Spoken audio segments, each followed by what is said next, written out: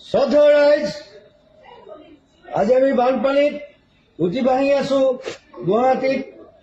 কোনোমতে আহি ঘৰ পাইছো। আপোনালোকৰ ঘৰলৈ যাওক। সকলোকে সজাগ হবলৈ অনুৰোধ জনাইছো আৰু মৰম জনাইছো। বানপানীত প্ৰথমে এই ভিডিঅ'টো চাওক, তাৰ পাছত কেইটামান কথা ক'ম, পাৰিলে শুনিব দেই। চাই লওক। ডক্টৰ হয়, মোৰ উপায় নাই, যাবই লাগিব ডিউটিলৈ। মই আধা আহিলোঁ অ'টোত, আধা ৰিক্সা এখনে ক'লে আৰু নিব নোৱাৰোঁ, ৰখাই দিছে। তেনেকৈ আহিছোঁ আৰু মানে অসুবিধাটো বহুত হৈছে। মই মানে সময়ত যাব পৰা নাই। আৰু নেক্সট টাইম মানে এনেকুৱা বৰষুণ হ'লে অলপ চিন্তা হয়, অলপ প্ৰব্লেম হয়, আমি সময়ত যাব নোৱাৰোঁ। কিন্তু ডিউটি এৰিবও নোৱাৰি, মানে বিপদ হৈ যায়। এইটো এটা বিপদ বুলিয়ে ক'ব লাগিব। এইখন হেনো স্মাৰ্ট চিটি। এজাক বৰষুণ আহিলে মানে বানপানী হৈ পৰে। ৰাস্তা পদূলিবোৰ দেখিলে মানে এনেকুৱা কেতিয়াবা লাগে যে এইখন এখন সৰু সৰু নদীহে। আৰু এইটো সময়তে মোৰ জুবিন দাৰ গান এটি বৰকৈ মনত পৰে।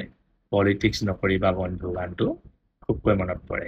পাপৰটো দেখিবলৈহে খাদ্য, আচলতে সঁচাই শব্দ। ভাষণত যিবোৰ কথা কয় নহয়, সেইবোৰ কথা একচুৱেলি দিঠকত আমি দেখিয়ে নাপাওঁ। বাকী ৰাইজে ক'ব আৰু কি ক'বলগীয়া আছে। এইখন হৈ গ'ল বোলে আমাৰ অসমৰ স্মাৰ্ট চিটি, যি এজাক বৰষুণ দিলেই পানী থল থলকৈ ভৰি পৰে।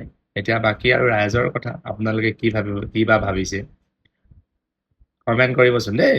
আমিও কমেণ্টটো পঢ়িম আৰু নে কি আৰু। বাকী আপোনালোকৰ কথা, যিটো ভুল সেইটো ভুল বুলিয়ে ক'ম। খান্দা নেকি? জয় জুবিন দা। লাষ্টত আৰু এটা কথা ক'ম, জুবিন দা মাৰ্ডাৰ কৰা কিটা কচু কাটন খাব, এইটোতো 100% হয় অসমৰ ৰাইজৰ পৰা। সোনকালে ন্যায় পাব লাগিব, এইটো এটা কথা কৈ থৈ দিলোঁ। জয় জুবিন দা।